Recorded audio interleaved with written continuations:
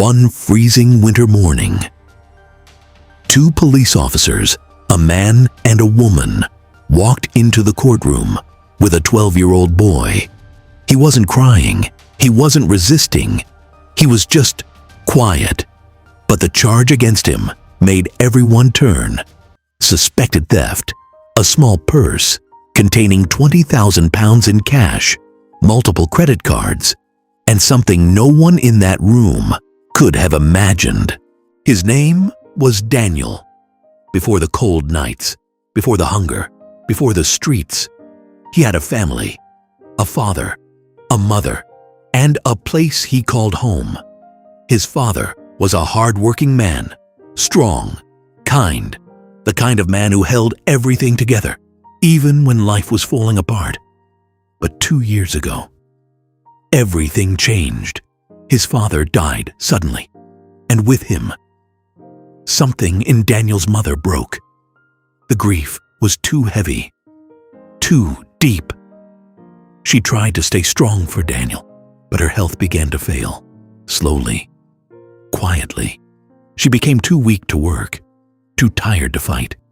But even in her pain, she held on to one thing. Daniel. One evening, as she lay weak on her bed, she called him close. She held his face gently and said, "We may not have money, we may not have class, but we have something greater." She placed her hand on his chest. "Your name, your dignity, and your character. Never lose them, no matter what life does to you."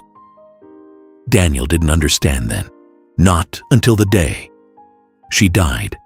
Before she passed, her closest friend promised, "I will take care of him."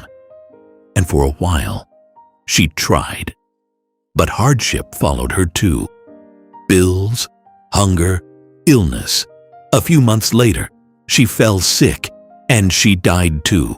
Her children came, not for Daniel, but for the house. They sold it, packed everything, and left him behind. Just like that, Daniel became homeless.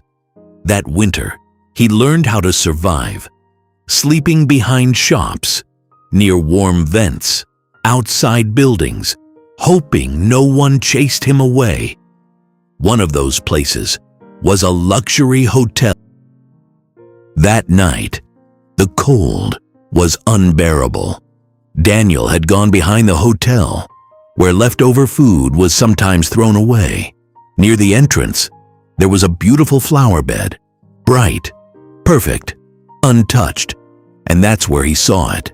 A purse, half hidden between wet flowers. He picked it up slowly, opened it, and froze. Money, bundles of it, more than he had ever seen in his life.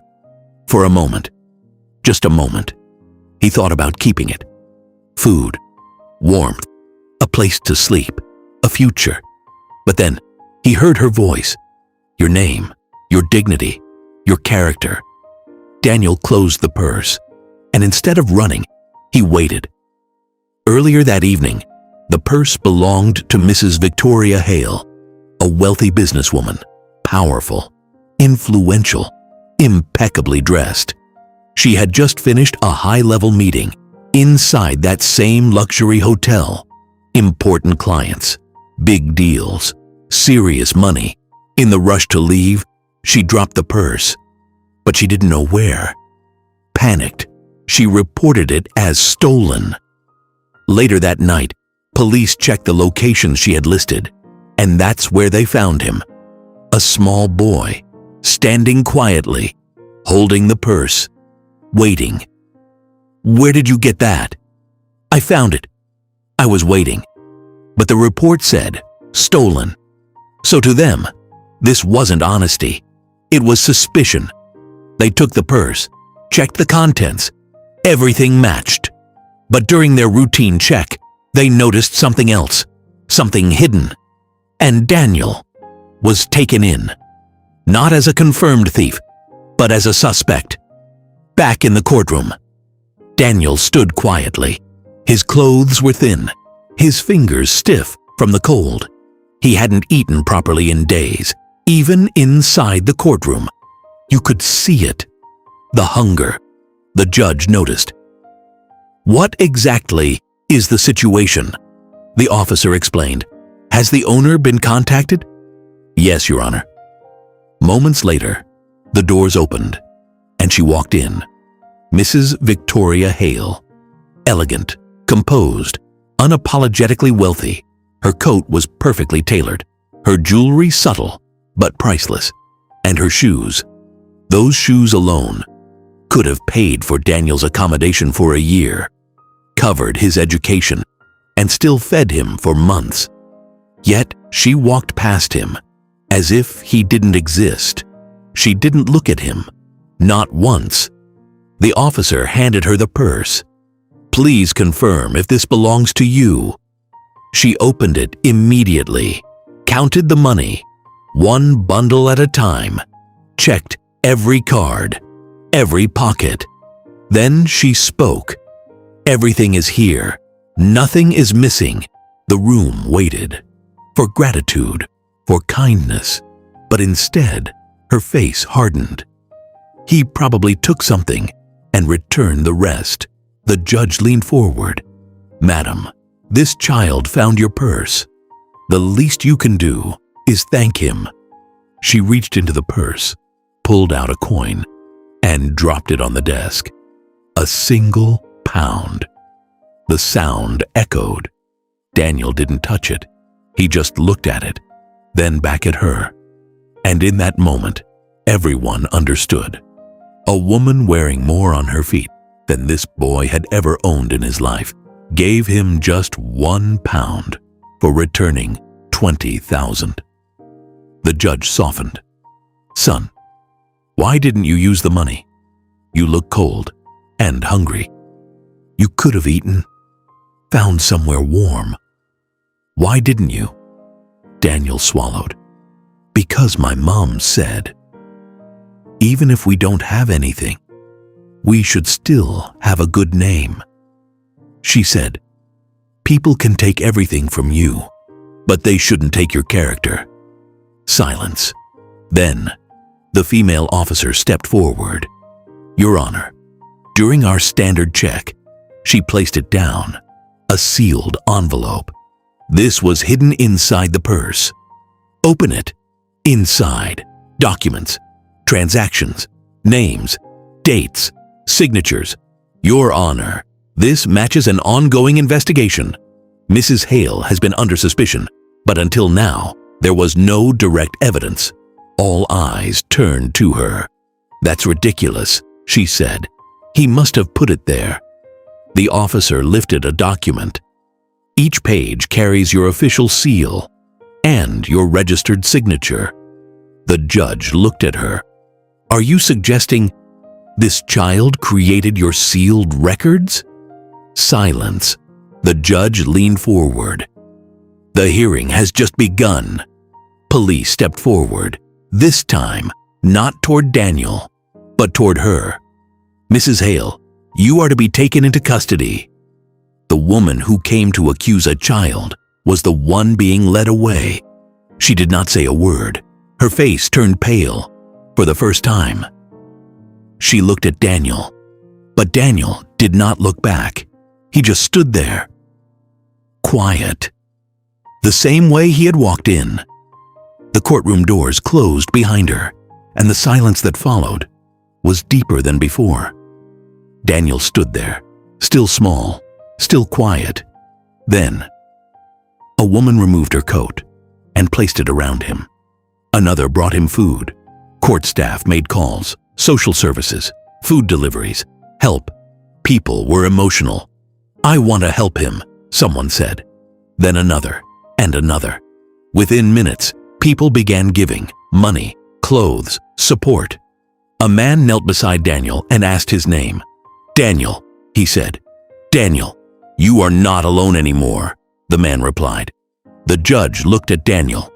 "You came here with nothing, but today, you showed everyone what truly matters." Daniel looked down at the coat on his shoulders. Then he looked up, and for the first time that day, a small smile appeared on his face. The judge then turned to the courtroom. Every person in that room was silent. The judge spoke again. "Before we leave, I want to ask everyone here something." He paused. "If you were Daniel, very hungry, very cold, sleeping outside, and you found that purse with all that money, would you return it?" No one answered at first. People looked at each other. Some looked down at their hands. The judge waited. Then, a woman in the back spoke softly. "I don't know if I would have." Another person nodded. Another said nothing at all. The judge looked back at Daniel. But this boy, this hungry, cold, homeless boy, he did. He waited in the freezing night for a woman who would later accuse him, for a woman who gave him only £1. And he still did the right thing. The judge's voice softened. "That is not a thief. That is a lesson." 1 year later, Daniel returned. No hunger, no cold, no fear. Clean clothes, stronger eyes. Walking beside him was a couple. They had been there that day. They saw him, and they chose him. The woman was the one who had placed her coat around him. The man was the one who had knelt and asked his name. They had gone through every legal step, every home visit, every waiting period. And when the day finally came, they brought Daniel home. Daniel now had a home, a family, a future. He stepped forward and handed the judge a small card. "Thank you, sir." The judge opened it. Inside it read, "Thank you for seeing me when no one else did." The judge looked up. His eyes were wet. "No, Daniel. Thank you." Money can buy comfort, status, and power, but it can never buy honesty, dignity, or good character.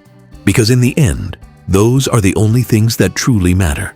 A warm coat can be bought, a full meal can be bought, a house can be bought, but kindness, that comes from the heart, and a good name, that is earned. One small choice at a time. Daniel had nothing, but he gave everything that mattered. He gave honesty when no one was watching. He gave patience when he was hungry. He gave dignity when he was accused. And in the end, the world gave it back to him. So let me ask you again. If you were Daniel, very hungry, very cold, no home to go to, and you found that purse, what would you have done? Think about it, because your answer tells you everything about who you are. They called him a thief, but he was the only one who refused to steal. Not money, not someone else's future, not his own character. He walked into that courtroom with nothing and walked out with everything that truly matters. A name, a home, a family, and the quiet pride of a boy who never gave up, who he was. If this story touched your heart and reminded you that kindness and honesty still exist in this world, please like this video, subscribe for more powerful stories, and share it with someone who needs a little hope today. Because stories like this deserve to be heard. And the boy named Daniel deserves to be remembered, not as a thief, but as the one who taught a courtroom what real wealth looks like.